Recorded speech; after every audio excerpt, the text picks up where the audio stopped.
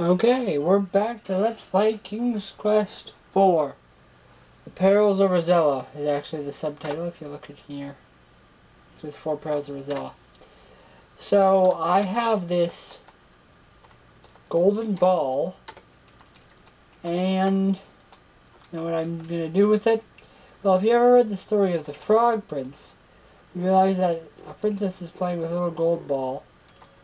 She drops it, by mistake of course, and a frog goes gets it. She gets the ball, she takes the frog back home to her house eventually, and she kisses the frog in the end, or maybe it has to spend 3 nights in her home. That's just it's different in different versions of the story, but after the frog turns into a prince and they live happily ever after. So, since King's Quest has a lot of fairy tales in there, drop the ball. You accidentally drop the golden ball into the pond. From atop a lily pad, a large green frog leaps into the water and disappears from view. A moment later, the frog emerges with, "Yes, your lost ball is in its mouth." It seems as if the frog kindly returned the gold ball to you. You see the frog jump in. Can't move yet. Now if you take the ball, the frog will leave. I'll just jump back into the water. Instead, take frog. Learn how to spell frog.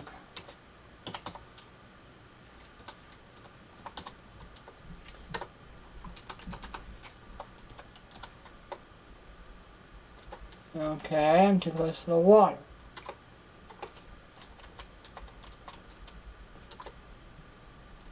I'm not too close. There we go. Squinting up your nose in the catch, you catch the large frog, hold it in your bare hands.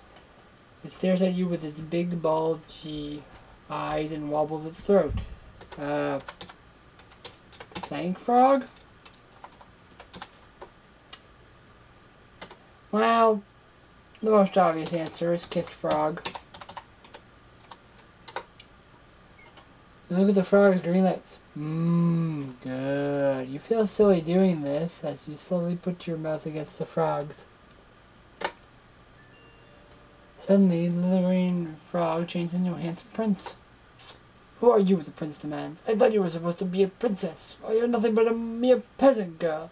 You..." Blanche a bit of the mark, but say nothing. "Well, ta-ta," he says. "I'm off. Here, you may keep this." To your surprise, he touches a little golden crown to you and takes his leave. Good riddance, you think. So now I have the crown. Take the ball again, because it gets you some points back, I think. Or not, but it's not a good idea to leave it behind. I mean, it's a golden ball. So now, well, I can't look at my inventory. Fine, I'll leave the screen. There, I got it. There's my book. Shovel. There's the crown. You can type in. Is that a good idea now? Or not? Is this the area where monsters?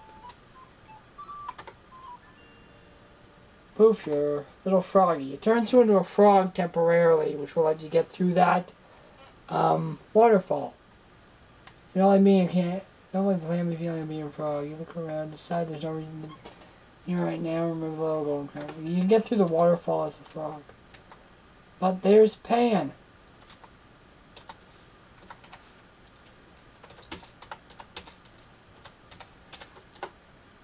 You attempt to speak to Pan, but he pays you no mind, too wrapped up in the flute music. Yeah, you can't really do anything with him unless you have the lute. But Pan is obviously the mythological Styre, half goat, half man, that always played a flute.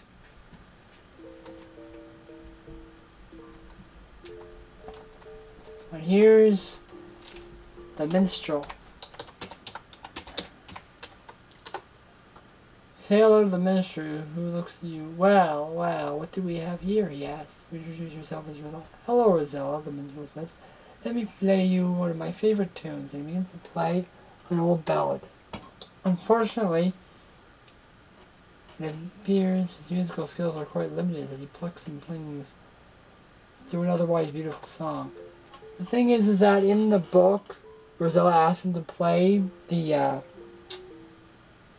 theme to Daventry, like the national anthem, which is Greensleeves, but he plays it fairly poorly. What you have to do is give the book to him.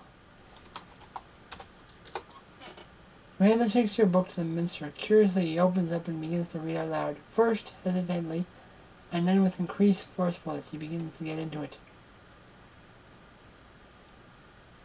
Suddenly, he stops and looks at you. This is wonderful, he exclaims. This gives me a new lease on life. No longer am I a mere minstrel. Now I will become a famous actor, to be or not to be. How's that? Then he gives you his lute, bids you a farewell, and wanders off.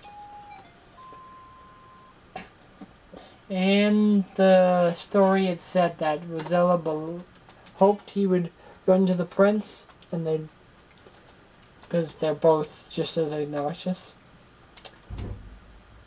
But either way, now that I have the lute, I need to find Pan. There he is. Won't listen, pay attention, so play the lute.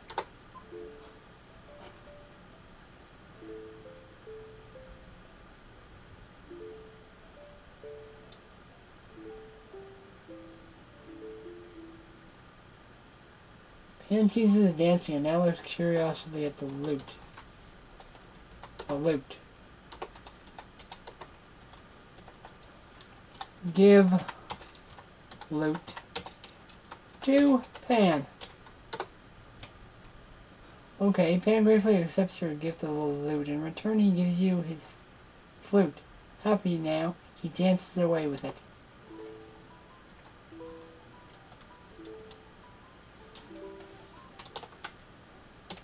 And I now have the silver flute.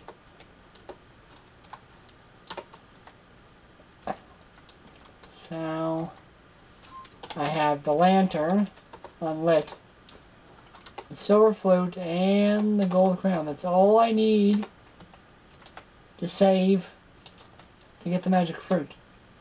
I also need a board, but the board I can get, where am I? The board I can easily get behind the waterfall, actually. You find it just behind the waterfall, which is where I have to go anyway.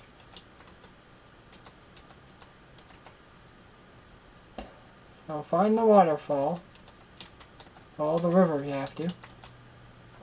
Yeah, you don't have to swim much in this game. If you do go too deep that you have to swim, you don't have to tell Rosella to swim. She'll swim on her own. This is another screen where you could find the worm if you didn't already have it. It couldn't appear here. Because Pan appears in different places, and so does... Cupid only appears at that pond, though. That Roman pool. So I guess we're going to have to save King Graham's life.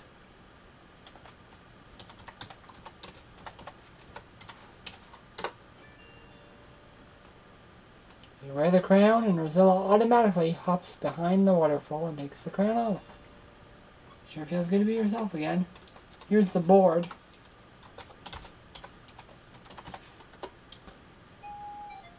Now you want to be careful with this cave. This cave is really annoying. First when you enter, take the bones.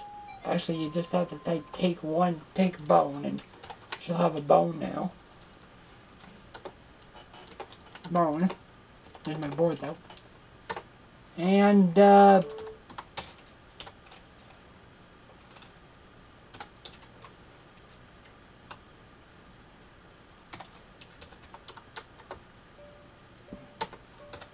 light lamp.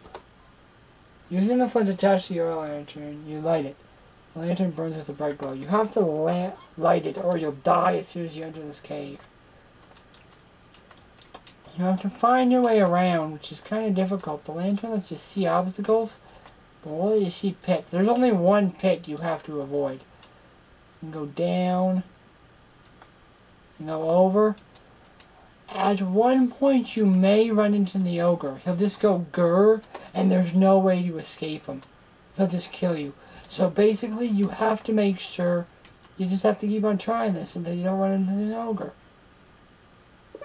See, grr. I tried to escape, but oh no, you've been caught by the vicious troll. Fate one made me, you're dragged off to meet it. Dead. Now that is supposed to be the artist's depiction of Roberta Williams, the one who created the game. So we gotta restore and try it again. But in the next part, see you then.